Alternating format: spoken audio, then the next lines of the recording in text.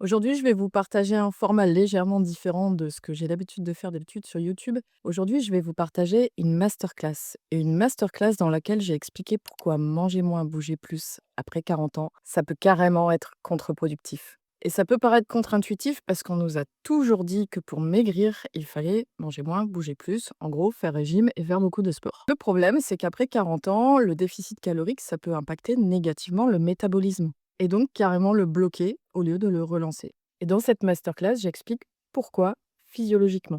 J'explique les mécanismes d'adaptation métabolique, ce qui se passe au niveau du cortisol, ce qui se passe au niveau de la thyroïde et au niveau de la sensibilité à l'insuline.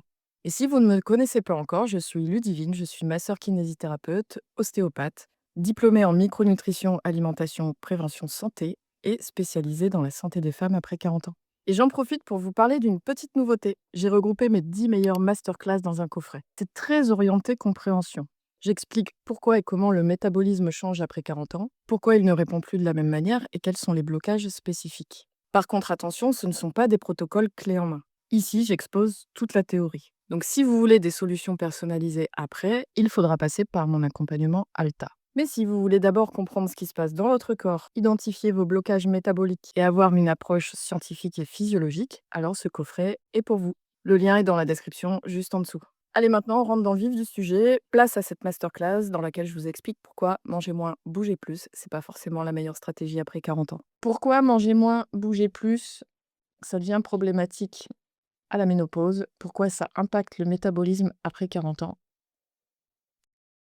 Dans cette masterclass, on va donc déconstruire ce réflexe très logique. Je répète que sur le papier, c'est hyper logique en fait quand on y pense.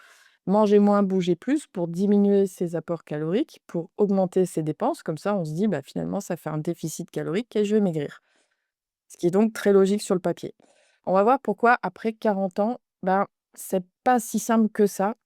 À tout âge, c'est pas si simple que ça, mais encore plus après 40 ans parce que, comme je disais, le métabolisme est de moins en moins flexible, il tolère de moins en moins, ce qu'on lui fait subir. Parce que se manger moins, bouger plus, bah, ça peut mettre votre, corps en mode alerte et quand il est en mode alerte, en mode survie et ben, il se met en mode survie même, il se met en mode blocage. Quand je dis blocage, c'est que, le gras qu'on a, c'est une réserve d'énergie pour le corps, donc c'est lié à sa survie. Donc quand il est en mode alerte, bah, il va protéger tout ce qui est lié à sa survie dans le gras. Donc voilà, ce qu'on va voir aujourd'hui, c'est pourquoi ça vous rassure mentalement de manger moins, bouger plus, mais pourquoi physiologiquement ça devient contre-productif après 40 ans. Ce qui se passe vraiment dans le corps quand on réduit encore, encore, toujours plus et qu'on force encore, encore, toujours plus. Hem, Pourquoi, comme je le disais, c'est particulièrement violent parfois pour le corps en périménopause, ménopause. D'autant plus si on a une historique de yo-yo. Vous savez, j'ai perdu, puis j'ai repris, souvent un petit peu plus, puis j'ai reperdu, puis j'ai repris un petit peu plus, et cetera. Et aussi la charge mentale. Quelle est la place de la charge mentale et du stress là-dedans? On va voir ce qu'il faut se poser comme question. Comment passer de, comment je vais réduire, forcer davantage, c'est-à-dire comment je vais encore augmenter mon déficit calorique, donc passer de ça à comment rendre mon terrain cohérent. Donc le terrain, c'est le corps et son fonctionnement. Donc comment prendre en charge le stress, le sommeil, la glycémie, la relation à l'alimentation? Et comment sortir de la guerre contre votre corps sans tomber dans le laisser-faire, c'est-à-dire sans tomber dans le foutu pour foutu, en gros, hein. Donc le cadre et la stratégie, pas de la magie, ça c'est sûr. Parce que, au fond de moi, je suis certaine que si vous êtes ici, c'est même pas au fond de moi, c'est j'en ai la preuve tous les jours. Vous avez toutes, moi y compris, hein, déjà essayé de manger moins. J'ai déjà fait Weight Watcher, moi, je pense que c'est le seul modèle, de régime au sens restrictif que j'ai déjà essayé, mais manger moins, j'ai fait, faire plus de sport.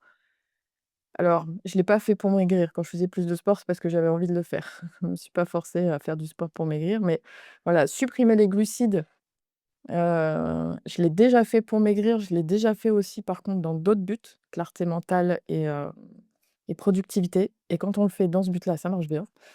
Être strict la semaine, craquer le week-end. Alors c'est plus moi ce que j'ai vécu, c'est être strict pendant un moment, commencer à perdre du poids et là on commence à se dire: «Oh bah ça va, je peux me permettre, ça a l'air de fonctionner, je peux me lâcher un peu la bride, j'ai mérité, blablabla», tout ce qu'on se raconte dans sa tête. Donc tout ça, on l'a toutes expérimenté à un moment ou à un autre, plus ou moins longtemps et de façon plus ou moins répétée. Et ce qu'il y a, c'est que malgré toute cette discipline, parce que ça demande de la discipline quand même de faire ça, et ben, là, maintenant, il y a plus rien qui se passe. Donc, pourquoi aujourd'hui on va parler du manger moins, bouger plus? Le problème, c'est ça en fait. C'est que ça fait des décennies qu'on se représente la perte de poids de cette façon-là. C'est-à-dire, on se représente la perte de poids à travers le prisme du déficit calorique, qui consiste donc à apporter moins d'énergie qu'on en dépense. Donc, et on a encore plus, c'est déjà un gros résumé de la ferme, on l'a encore plus résumé à cette phrase: manger moins, bouger plus. Alors, l'énergie qu'on apporte, effectivement, elle va être apportée principalement par l'alimentation. Par contre, l'énergie qu'on dépense, elle est dépensée par le mouvement, oui, mais pas par que ça. Dans tout ça, on oublie aussi le métabolisme de base, parce que l'énergie, elle est quand même principalement dépensée pour le fonctionnement du corps, le battement cardiaque, la respiration, la digestion, le système immunitaire, la reproduction, etc. Donc, c'est un modèle qui est euh, simplifié de chez simplifié. Ça, c'est un modèle simplifié du métabolisme énergétique, en fait. Alors qu'en réalité, ce qu'on oublie dans l'histoire, c'est que cette balance-là, elle est énormément influencée par le métabolisme hormonal. Le métabolisme hormonal, enfin le métabolisme qui est lui-même influencé par le système hormonal, on va plutôt le dire comme ça. Les leviers, c'est l'alimentation.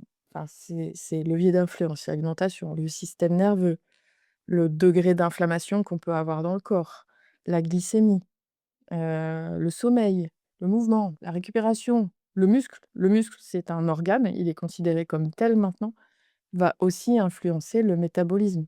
Donc, c'est beaucoup plus complexe qu'une simple soustraction entre les calories consommées et les calories dépensées parce que hem, le corps est un système et le métabolisme hautement régulé par les hormones et par le système nerveux. Le poids, c'est pas une équation, c'est un système et c'est un système complexe. Donc voilà l'origine du problème sur le manger moins, bouger plus. Et les résultats que vous voulez après 40 ans, ça viendra jamais en appliquant les anciennes règles, particulièrement celle-ci, parce que comme je le disais, vous ne pouvez pas retrouver un métabolisme stable et coopératif avec plus de restrictions, manger moins, plus de contrôle permanent, parce que le contrôle, on finit toujours par lâcher. Je dis toujours, la guerre contre la faim, on finit toujours par la perdre. Vous pouvez pas avoir faim éternellement. Et on peut pas non plus le retrouver avec plus de sport, punitif. Parce que je fais quand même une grande différence entre le sport qu'on aime pratiquer et le sport qu'on s'inflige. Hop là, excusez-moi, je crois que j'ai enlevé le partage d'écran. Hop là, je reviens. Hop là, normalement vous m'avez retrouvé. Donc oui, il y a le sport qu'on aime et il y a le sport qu'on s'inflige. C'est pas du tout pareil parce que psychologiquement, ça aura pas le même impact et en termes de stress non plus. Donc ces stratégies, ça fonctionne pas parce qu'elles poussent votre organisme en mode, économie, comme je disais tout à l'heure, en mode survie. Il va abaisser la dépense par le biais des mécanismes hormonaux et nerveux. Il va augmenter les signaux de la faim et ça va surcharger un terrain qui est déjà sensible. Stress, sommeil, glycémie, récupération. Et puis ça crée une incohérence biologique. En fait, vous demandez au corps de lâcher tout en le maintenant en alerte, tout en lui mettant la pression.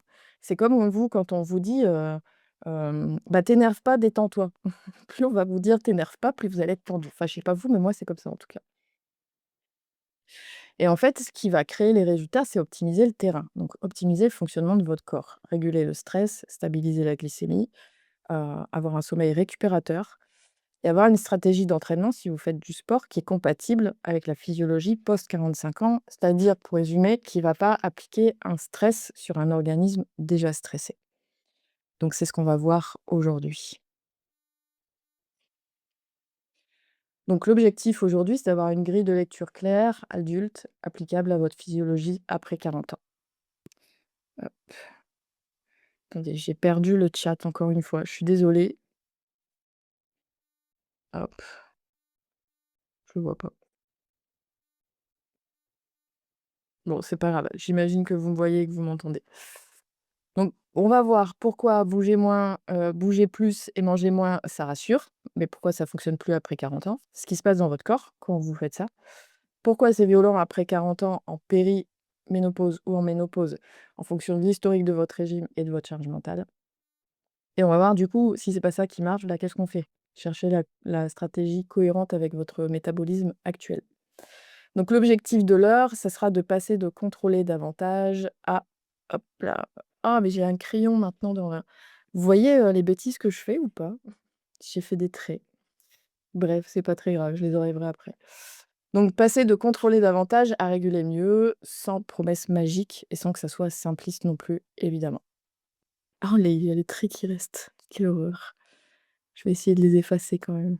Ah voilà, ça doit être là. Hop, voilà, c'est réparé. Donc aujourd'hui, vous avez bien fait de venir si vous voulez comprendre ce qui change réellement après 40 ans, plutôt que suivre des conseils génériques, hein, parce que manger moins, bouger plus, je crois qu'on ne peut pas faire plus générique. Donc vous êtes aussi au bon endroit si vous avez déjà fait tout ce qu'il fallait, en tout cas si vous avez le sentiment de faire ce qu'il faut, dans la discipline, dans les efforts, dans le contrôle et que vous sentez qu'il y a quelque chose quand même qui ne va pas et que ça doit évoluer. Si vous refusez la guerre contre votre corps, si vous vous sentez en guerre et que ça ne vous convient pas et si vous êtes en guerre, ça ne devrait pas vous convenir et si vous cherchez une approche qui restaure la coopération, donc qui aborde, le sujet du stress, du sommeil, de la glycémie, de la récupération. Ah, si vous aimez la précision aussi, parce que, tout ce que je raconte, c'est basé sur la science, sur des mécanismes biologiques, sur des repères. Il y a une logique dans tout ce que je fais et dans tout ce que je transmets. Donc c'est pas que des slogans. Donc voilà, vous aimez la précision, je disais et vous êtes une décideuse. C'est vous savez que si une stratégie est juste, vous allez passer à l'action sans vous raconter d'histoires. Parce que, nous les femmes, on aime bien se raconter des histoires quand même. Donc vous êtes prête à arrêter de négocier avec la biologie et à travailler avec elle. Donc c'est-à-dire, moi j'aime bien m'appuyer sur la biologie, les prises de sang et cetera et à vous expliquer ce qui s'y passe.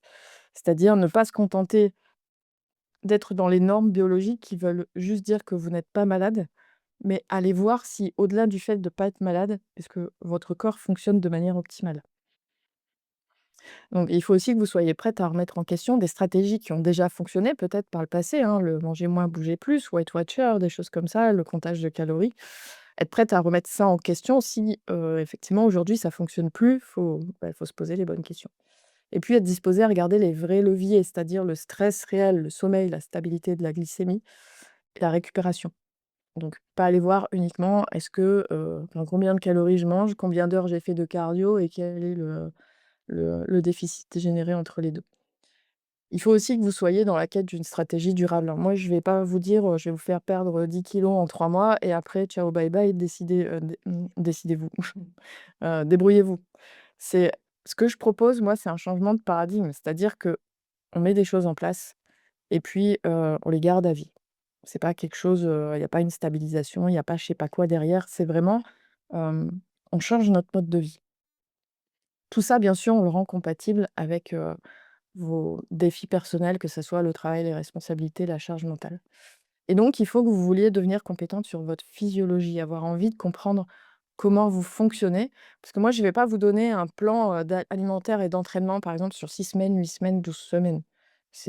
Vous allez comprendre et vous allez savoir adapter. Et troisièmement, vous voulez à nouveau vous sentir solide, stable et lucide dans votre corps, pas au régime. Vous voulez une sensation de maîtrise, c'est-à-dire vous comprenez vos signaux, vous pouvez ajuster vos stratégies sans obsession et quand je dis stratégie, mais oui, il y a vraiment des gens qui peuvent dessiner sur l'écran, en fait. Je sais pas ce que j'ai fait avec ça, mais bref, heu, voilà, vous pouvez adapter vos stratégies vous-même parce que vous avez compris comment vous fonctionnez. Donc ça vous permet de diriger, décider, créer sans payer chaque effort par de la fatigue. Vous voulez une silhouette qui redevient une conséquence d'un terrain régulé, pas le résultat d'une contrainte permanente. Et vous voulez une stratégie qui respecte votre niveau de vie et votre niveau d'exigence. Voilà. Alors, maintenant, rentrons dans le vif du sujet. Pourquoi manger moins, bouger plus, ça rassure, mais ça ne fonctionne plus après 40 ans? C'est une stratégie de contrôle. Et après 40 ans, le contrôle, ça devient souvent un facteur de dérégulation. Alors, d'abord, pourquoi ça rassure? Parce que c'est simple, en fait. C'est juste une soustraction. Donc, Je réduis mes apports, je mets ça dans mon application de comptage de calories, favorite et puis, je compense avec du sport. Je mets ça pareil dans mon application, ça fait plus, moins, machin. J'ai fait du déficit calorique 200, 300, 500, même l'application va vous dire, combien il faut pour perdre autant en autant de temps. D'ailleurs, la plupart du temps, c'est quand même pas comme ça que ça fonctionne et c'est pas, ça va pas vous donner exactement les résultats qui sont promis, surtout en périménopause. Mais en tout cas, ça donne une sensation immédiate de maîtrise. C'est ça qui est confortable là-dedans.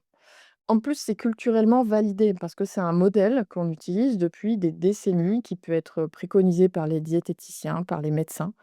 Donc c'est culturellement validé et en plus, ça a pu fonctionner par le passé. Ça a pu fonctionner un temps.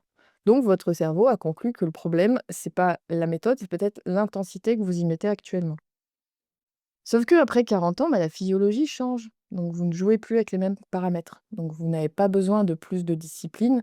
Là, maintenant, vous avez besoin d'une autre stratégie, plus intelligente, j'allais dire, en tout cas plus adaptée à votre fonctionnement actuel. Donc la confusion majeure, souvent, c'est qu'on va augmenter l'effort, alors que ce soit dans la restriction alimentaire, que ce soit dans le sport, au moment où le corps aurait beaucoup plus besoin de cohérence. Donc on réduit davantage, le corps, lui, il interprète ça comme une pénurie. Il se dit: «Ça y est, c'est, période de disette, c'est la famine». En plus, on bouge plus, donc le corps, lui, il se dit: «Il y a une menace, il y a une surcharge» et surtout si le terrain est déjà fragile à la base, s'il y a déjà de la fatigue. Et donc, bah, ça, finalement, c'est prendre les mauvais leviers pour un corps après 40 ans. Parce que le corps ne doit pas être contrôlé, parce que là, on applique beaucoup de contrôle quand on fait ça. Le corps, il doit être régulé, justement. On doit le prendre sous l'angle hormonal. Si on reprend cette balance énergétique, vouloir forcer le déficit, ça ne marche jamais sur le long terme. Il faut l'induire par le biais du métabolisme et du système hormonal qu'on voyait en dessous, qui sous-tend ce système-là. C'est ça que j'appelle la cohérence. Donc c'est pas de la faiblesse quand on n'y arrive pas, hein, dans ces cas-là. C'est une question de logique, en fait.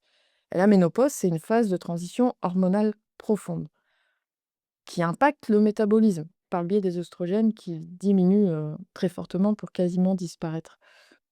Et le métabolisme, il va forcément donc devoir s'adapter à cette phase de transition. Comme je disais en introduction, il devient beaucoup moins résilient. Donc il va beaucoup moins tolérer, ce qu'on veut lui faire subir. C'est ça que ça veut dire. Et donc, très logiquement, ce qui fonctionnait avant sur un terrain hormonal et métabolique, différent, avec des cycles, avec de l'œstrogène, de la progestérone, bah, ça ne fonctionne plus quand l'œstrogène, la progestérone, ça commence à fluctuer. J'allais dire déconner, mais c'est pas déconner parce que ça fait partie de la vie de la femme. Mais en tout cas, ça va, de façon très logique, changer les règles du jeu et donc changer ce système de régulation.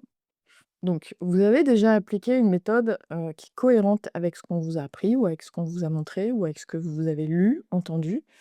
Donc le problème, c'est pas vous, c'est, cette méthode, elle est trop simpliste pour votre corps aujourd'hui. Elle a pu fonctionner avant parce que le corps était plus résilient. Aujourd'hui, il l'est moins, donc il va plus tolérer cette méthode-là. Donc maintenant que ça, c'est clair, on va voir ce qui se passe réellement dans votre corps quand vous mangez moins et que vous bougez plus. En fait, quand vous mangez moins, bah, votre corps, il va se mettre en mode éco, économie d'énergie. Ce que je disais tout à l'heure, il va se dire: «Purée, on dirait qu'on rentre dans une période de famine, donc on va bloquer nos stocks. On n'y touche plus, on les garde en réserve parce qu'on va sûrement en avoir besoin à un moment donné si ça continue de diminuer comme ça». Donc en fait, la dépense de base, elle diminue. La dépense de base, c'est le fameux métabolisme de base, c'est l'énergie dont votre corps a besoin pour fonctionner. Comme je disais tout à l'heure, pour le battement cardiaque, pour la respiration, pour la digestion, pour le système immunitaire, hem, voilà, pour tout ce qui doit fonctionner pour pas qu'on meure. Heu, Ça, c'est modulable. Par exemple, quand vous mangez moins, un des signes qui montre que, vous êtes passé en mode éco, c'est que vous devenez, par exemple, plus frileuse. Ça, c'est typique. En fait, vous produisez moins de chaleur. Comme vous produisez moins d'énergie, vous produisez moins de chaleur, donc vous devenez plus frileuse. Ça, c'est signe que votre thyroïde, puisque c'est elle qui règle le thermostat, c'est elle qui règle, justement le métabolisme de base, et bah, la thyroïde, elle a dit: «Hop, hop, hop, il faut baisser le thermostat». On fait des économies, on ne c'est comme le chauffage en hiver. Si, vous voulez réduire la facture et ben vous baissez la température. C'est pareil. Là, la thyroïde, elle dit: «Hop là, coupe». on baisse les dépenses énergétiques. Un autre signe, que vous passez en mode éco, c'est que vous allez avoir faim. Votre faim va augmenter parce que quand vous ne mangez pas assez, bah, vous avez faim, naturellement. Alors, je sais qu'il y a des femmes dont les signaux de faim sont perturbés. Souvent, c'est après, de trop longues années de contrôle, on ne sent plus nos signaux. Donc ça, c'est un cas à part. Ça peut revenir, c'est pas une fatalité. C'est arrivé justement chez les femmes que j'accompagne, mais chez une femme qui sent encore sa faim et sa satiété, bah, quand on se prive, on a faim. Et en plus, on devient obsédé par la nourriture. Je ne sais pas si ça vous est déjà arrivé quand vous avez commencé un nouveau régime. Rien que le fait de commencer, la nourriture devient obsessionnelle. Parce que vous savez que vous allez vous priver. Donc il y a plus de fringales et il va y avoir plus d'obsession. Et dans tout ça, la ghrelin augmente, l'hormone de la faim, pour signaler que justement, bah, comment ça se fait, il n'y a plus d'apport énergétique, il faut amener pour le fonctionnement du corps.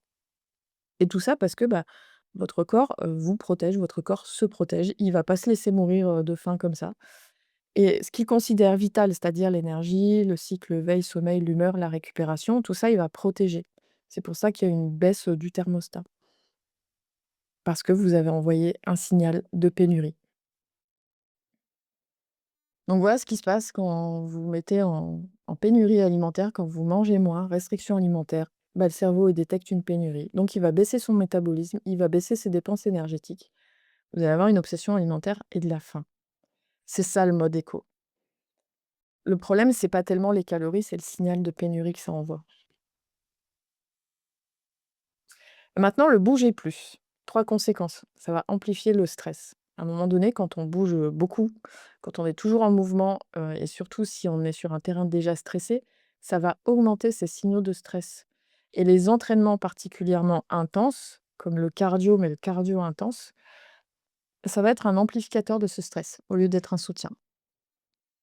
La deuxième conséquence, ça peut être une fatigue persistante. Si vous dépensez plus d'énergie, à un moment donné, vous allez vous sentir fatigué. D'autant plus s'il y a une récupération qui est insuffisante, parce que parfois on se laisse même pas le temps de se reposer, hein. On dit des fois: «On se reposera quand on sera mort». Bah non, vaut mieux se reposer avant. Ce sera, plus bénéfique pour le corps. Donc si vous sentez une fatigue persistante, des douleurs aussi, de l'inflammation et un sommeil moins profond, ça va aussi impacter le sommeil. Hem Si vous bougez trop, si vous avez des entraînements trop intenses sans récupération, c'est qu'en plus, paradoxalement, en plus, vous allez moins dormir. Donc déjà, vous récupérez moins, c'est-à-dire qu'il n'y a pas de jour sans entraînement ou de jour de vrai repos. Et en plus, le sommeil est impacté. Et dans tout ça, bah, là aussi, vous allez avoir un rapport à l'alimentation perturbé. Euh, Là, c'est un peu plus insidieux. C'est par exemple, on peut se dire, ah bah aujourd'hui, je me suis entraînée, j'ai droit à mon dessert. Donc là, on est encore plus dans la psychonutrition, mais ça va vraiment venir compliquer votre rapport à l'alimentation. C'est-à-dire que vous payez vos repas. Ça peut être l'inverse d'ailleurs. Ça peut être, bah, j'ai mangé une raclette, maintenant il faut que j'aille courir. C'est inversement. Mais là encore, c'est pas un rapport à l'alimentation qui est sain. Voilà, donc ça, le mythe de la volonté ne suffit pas. Parce que quand vous êtes en restriction, il y a vraiment des mécanismes, neurobiologiques qui se mettent en place pour couper court à ça si la nourriture est disponible. Encore une fois, le corps ne se laissera pas mourir de faim.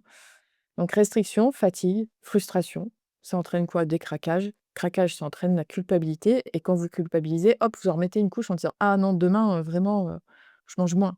Et puis à nouveau fatigue, frustration, craquage, culpabilité, puis hop, vous êtes dans le cercle vicieux. Ça, c'est quand vous voulez mettre trop de contrôle sur ce que vous faites. Donc le paradoxe, c'est ça, c'est que vous cherchez un résultat, métabolisme boosté et silhouette, améliorée. Mais en fait, vous vous envoyez des signaux de pénurie et de menace. Donc un corps, comme je le disais, qui se sent en pénurie, en menace, bah, il se défend et il va pas se laisser maigrir, comme ça, si facilement que ça. Ça, je suis sûre que vous l'avez déjà constaté. Alors, pourquoi c'est particulièrement violent? En tout cas, pourquoi c'est amplifié après 40 ans? Parce que, comme je le disais, il y a un nouveau contexte hormonal et c'est un contexte hormonal, un terrain hormonal qui est plus sensible parce qu'il y a moins de tolérance au stress. Ça, c'est du fait de la chute des œstrogènes, hein. Il y a moins de tolérance au stress. Il y a une résistance à l'insuline qui peut s'installer. La récupération peut être plus difficile avec un sommeil perturbé, par exemple, par les bouffées de chaleur et donc on devient plus réactive. Le système nerveux est plus chargé. Alors déjà parce que c'est une période de la vie où, on peut avoir plus de responsabilités professionnelles. Moi, je vois quand même souvent des femmes qui ont fait ou qui sont en burn-out à cette période de la vie. Heu, enfin, le rythme de vie aussi parfois, la charge mentale, ça peut durer déjà depuis quelque temps, surtout à partir du moment où on a eu des enfants. Mais ce qu'il faut comprendre à travers tout ça, c'est que le corps, il est déjà, pas mal sollicité et qu'il y a un système nerveux qui est déjà chargé à cette période de la vie. Et on en remet une couche parce qu'avec la chute des oestrogènes, comme je le disais juste avant, on devient plus sensible au stress. Et dans tout ça, un sommeil plus fragile. Donc le sommeil, c'est le truc le plus sous-coté, en fait. Le sommeil, c'est hyper important, c'est un vrai levier métabolique. Parce que quand on est fatigué, ben, on résiste moins au stress. Tout nous énerve, tout nous agace, on part au quart de tour. Donc là où c'est déjà un petit peu fragile, si en plus on est fatigué, on devient franchement irritable. En tout cas, on résiste beaucoup moins au stress. Le sommeil, il a aussi une action sur les hormones de la faim et de la satiété. C'est-à-dire quand vous êtes fatigué, vous avez plus faim, vous ressentez moins la satiété, on a plus de pulsions alimentaires. L'alimentation, le sucre, ça peut devenir des doudous, vraiment. Le sommeil, il va aussi avoir un impact sur l'inflammation parce que c'est dans la nuit qu'on se répare. Donc si vous n'arrivez pas à vous réparer avec le sommeil, vous avez une inflammation qui peut, gagner du terrain et puis forcément ça impacte l'énergie parce que la nuit, il y a la réparation cellulaire, qui s'active. C'est-à-dire on répare les composants vraiment, hein, c'est une usine. On répare les composants endommagés, y compris dans nos mitochondries. Les mitochondries, bah, c'est là où on produit notre énergie. C'est là où on transforme, le glucose et les lipides en énergie et donc si nos mitochondries, elles peuvent pas se réparer la nuit et ben, elles sont pas très, très efficaces pour produire de l'énergie la journée et c'est comme ça qu'on peut sentir une fatigue. Donc le corps, eh ben, il a moins de marge pour encaisser la même stratégie quand on arrive, en périménopause et en ménopause, à cause de la chute des oestrogènes. Et puis il y a aussi, je parlais tout à l'heure de l'historique des régimes et ça crée une espèce d'usure. Donc l'historique des régimes, c'est vous avez fait plusieurs régimes, vous avez perdu, vous avez repris, vous avez perdu, vous avez repris, vous avez perdu, vous avez repris et grosso modo, pendant tout ce temps-là, votre poids votre poids d'équilibre, globalement, il a augmenté. Parce qu'à chaque fois que vous avez perdu, vous avez repris un peu plus et votre poids de forme, à chaque fois, il se déplace un peu plus vers le haut. Ça, c'est physiologique, on ne peut pas y faire grand-chose. Mais voilà, ça crée de l'usure parce qu'il y a des cycles de restriction craquage. Votre corps a appris de l'instabilité et il se protège, en fait, à force parce que quelque part, il se dit: «Bon, ça y est, on est sorti d'affaire, mais ça va recommencer comme à chaque fois». Donc, de plus en plus, vous aurez du mal à sortir de ce mode survie et ça, physiologiquement, ça s'explique au niveau encore de la thyroïde ou, quand vous faites des cycles de forte restriction. Donc comme je disais, la thyroïde va abaisser le métabolisme de base en diminuant la conversion de l'hormone T4 en T3. Ça, une fois que c'est installé, c'est plus difficile, en tout cas plus long à réverser. Donc un petit peu plus à chaque fois. Donc un peu plus à chaque fois, vous abaissez le thermostat et vous avez du mal à le remonter. En gros, c'est ce qui se passe. Votre métabolisme, on peut dire qu'il devient prudent. Il anticipe la prochaine, pénurie, comme je disais, par le biais de la thyroïde. Et puis à chaque fois, la relation à l'alimentation se tend, hein. Il y a de plus en plus de contrôle, de compensation, de culpabilité, de peur même de certains aliments. On a peur du gras, alors qu'en fait, on devrait avoir plus peur du sucre, mais la plupart du temps, on a peur du gras, parce que le gras, c'est plus calorique que le sucre. Mais en vrai, le sucre, c'est beaucoup plus dangereux pour la santé. Bref, il y a plus de bruit mental et moins de régulation. Donc c'est pas une question de morale, c'est vraiment une question d'adaptation, en fait, tout ça. Et puis, ce qui se passe après 40 ans, c'est que pour les mêmes efforts, bah, vous n'avez plus les mêmes effets. Ça et je suis sûre que c'est pour ça que vous êtes là ce soir. Comme je disais, le métabolisme est moins résilient parce qu'avant, quand on a 20 ans, le corps compense et il absorbe, en fait, ce qu'on nous fait subir. Par exemple, à 20 ans, vous sortez, vous faites la fête toute la nuit, vous buvez même un petit peu. Le lendemain, vous pouvez aller soit en cours, soit travailler. C'est peut-être un petit peu dur, mais ça passe. On s'en remet, à 45-50 ans, je vous mets au défi de faire la même chose. Même si vous allez travailler le lendemain, ça sera à mon avis pour, vous enfermer dans votre bureau et récupérer. Vous serez pas très productive. Parce que, ben, le corps aujourd'hui se protège plus vite, le métabolisme encaisse moins les écarts, il est plus vite fatigué, il y a plus de stagnation, il y a cette sensation de faim, il peut y avoir de la rétention d'eau, des douleurs, et cetera. Et donc c'est là qu'il y a une résistance à la perte de poids qui s'installe et augmenter l'effort, bah, ça devient augmenter la résistance. C'est pour ça qu'il faut changer de stratégie.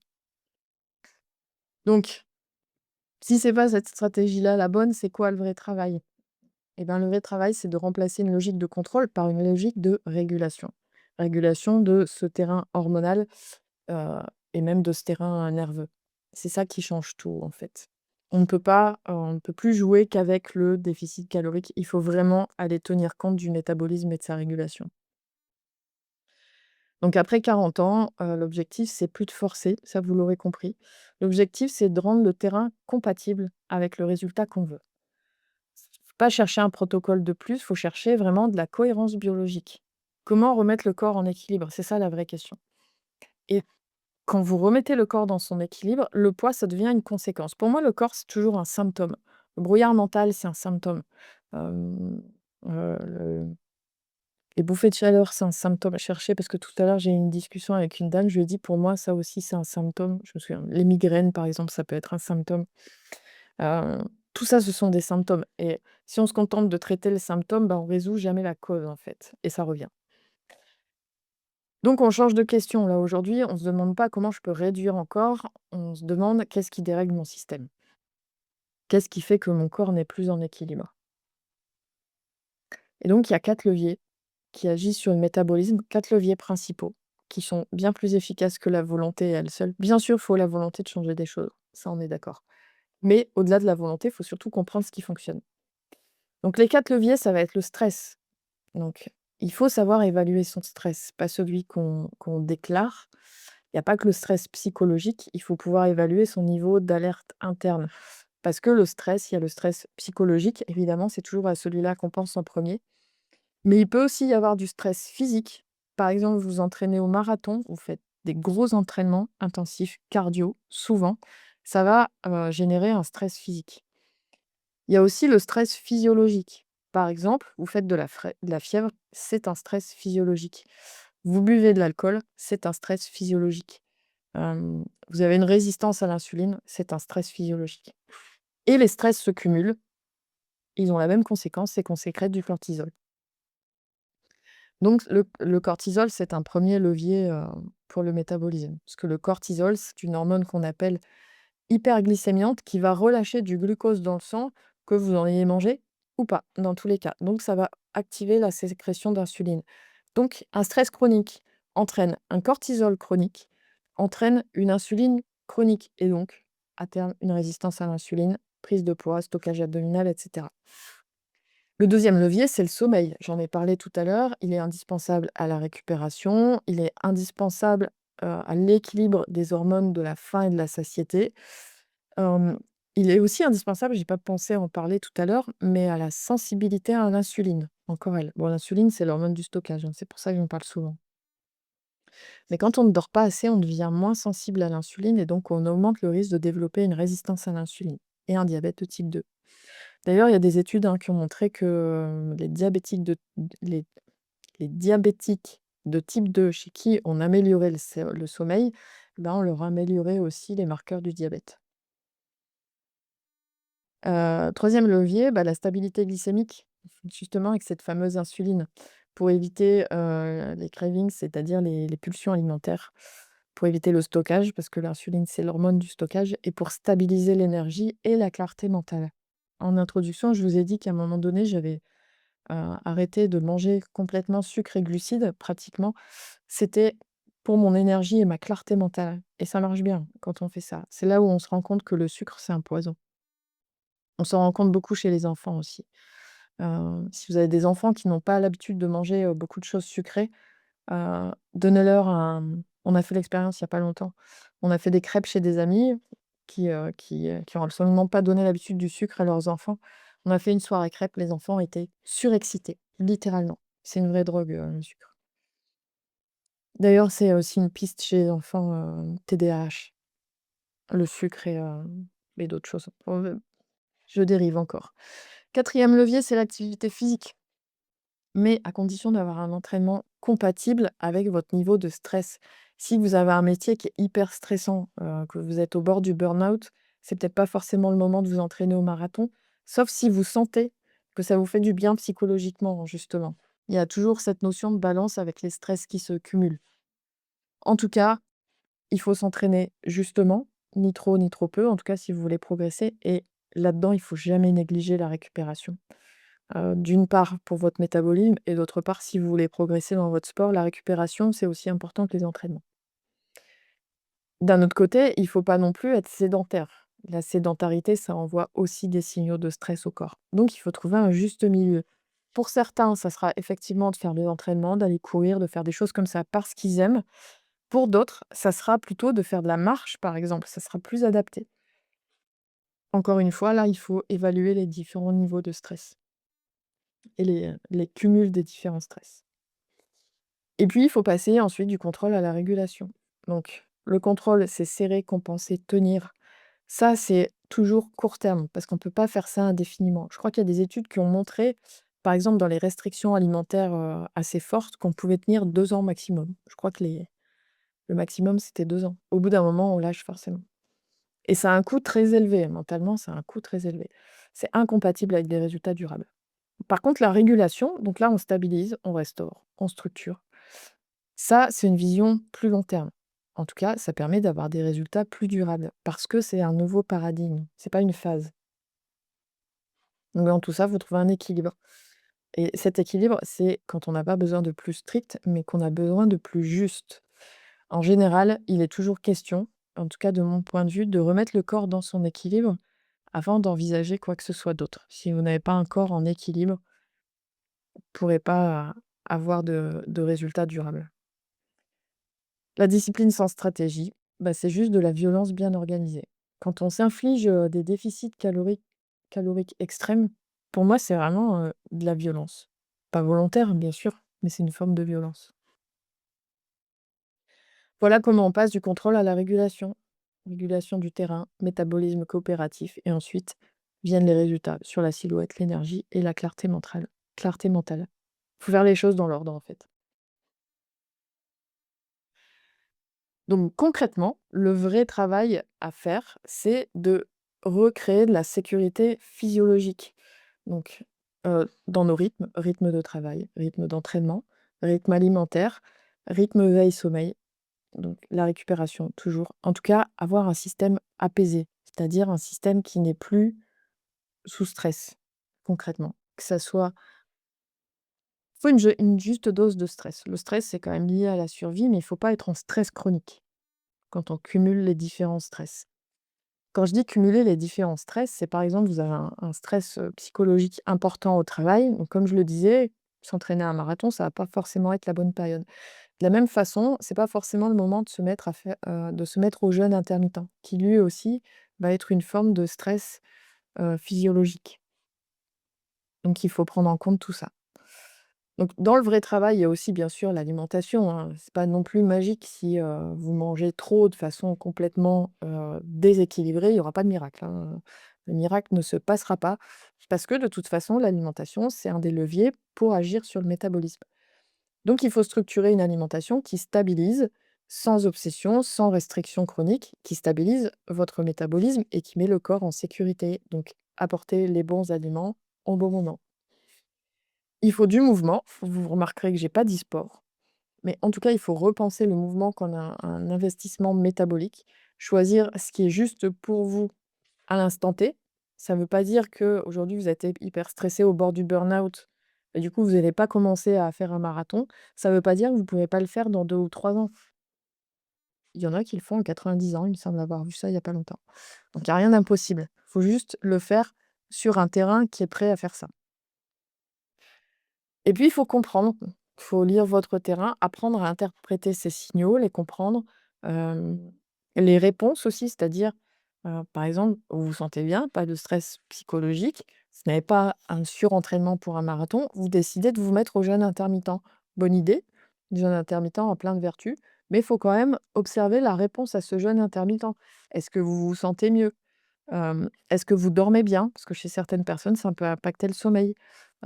Si vous êtes fatigué quand vous pratiquez le jeûne intermittent, c'est que ça ne vous convient pas, en tout cas pas aujourd'hui, pas à l'instant T, pour une raison ou pour une autre. Donc on met en place des choses et on observe les résultats. En tout cas, on observe la réponse du corps. Toujours important. C'est pas parce que ça a marché chez votre voisine que ça va forcément marcher pour vous. C'est ça qui est important de retenir. Ce qui est important aussi, c'est de comprendre que parfois on arrive à le faire seul, parfois on arrive à avoir ses leviers, mais parfois on n'y arrive pas et on n'arrive pas à trouver la stratégie personnalisée, qui orchestre l'ensemble. C'est là, quand on n'y arrive pas, c'est là où il faut se faire aider. À quoi ressemble un métabolisme qui redevient coopératif? Parce que c'est ça aussi qui nous intéresse. Quand est-ce qu'on sait que ça marche? Donc quand vous arrêtez de forcer et que vous remettez la physiologie en cohérence, le corps change de camp.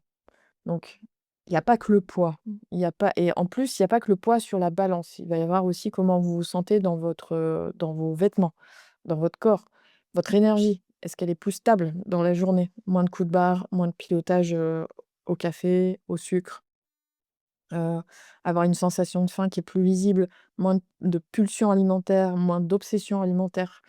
La silhouette qui commence à bouger, donc comme je disais, pas forcément que sur la balance, c'est aussi comment vous vous sentez dans vos vêtements. Hem Et ça commence à bouger sans qu'il y ait de restrictions, hein, je précise encore. Hem, L'entraînement qui vous nourrit, qui vous construit en termes de force, de tonus, de posture, au lieu de vous épuiser. Un entraînement qui épuise, c'est pas tout à fait normal quand même, hein, c'est qu'il est pas très bien construit. Et puis vous avez une meilleure relation avec votre corps. Vous le pilotez, vous ne le subissez plus. Vous sentez ces choses-là changer quand la physiologie, est meilleure et quand votre métabolisme, vous sert au lieu de vous desservir. Et donc ça, c'est des exemples que je vous ai mis sur des choses qui peuvent se passer quand on équilibre sa physiologie. Donc là, Christine qui avait perdu 8 kilos les 2 premiers mois et en fait, son mari lui dit qu'il l'avait jamais connue en si grande forme. C'est pour ça que je vous ai mis ce témoignage-là.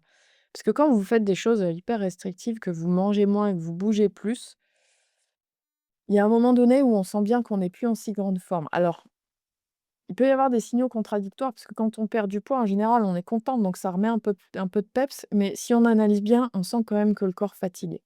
Alors que là, c'était l'inverse. Vraiment, elle se sentait, de mieux en mieux et avec de plus en plus d'énergie. Et d'ailleurs, ça, c'est un signal, le besoin de bouger est de plus en plus indispensable et je suis de plus en plus endurante. Tout ça sans vrais efforts.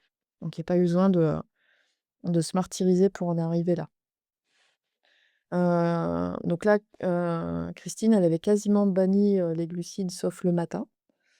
En tout cas, elle avait trouvé son équilibre comme ça. Elle avait des jokers plaisir, un morceau de chocolat de temps en temps et aucune frustration. C'était ça qui était important dans ce retour-là. Ici, Marie-Claire, je vous l'ai mis parce que typiquement, c'était une de ces femmes qui n'avait plus du tout de sensation de faim. Elle avait jamais faim, en fait. Donc elle mangeait parce que c'était l'heure, elle mangeait parce qu'il fallait nourrir son organisme, mais jamais de sensation de faim.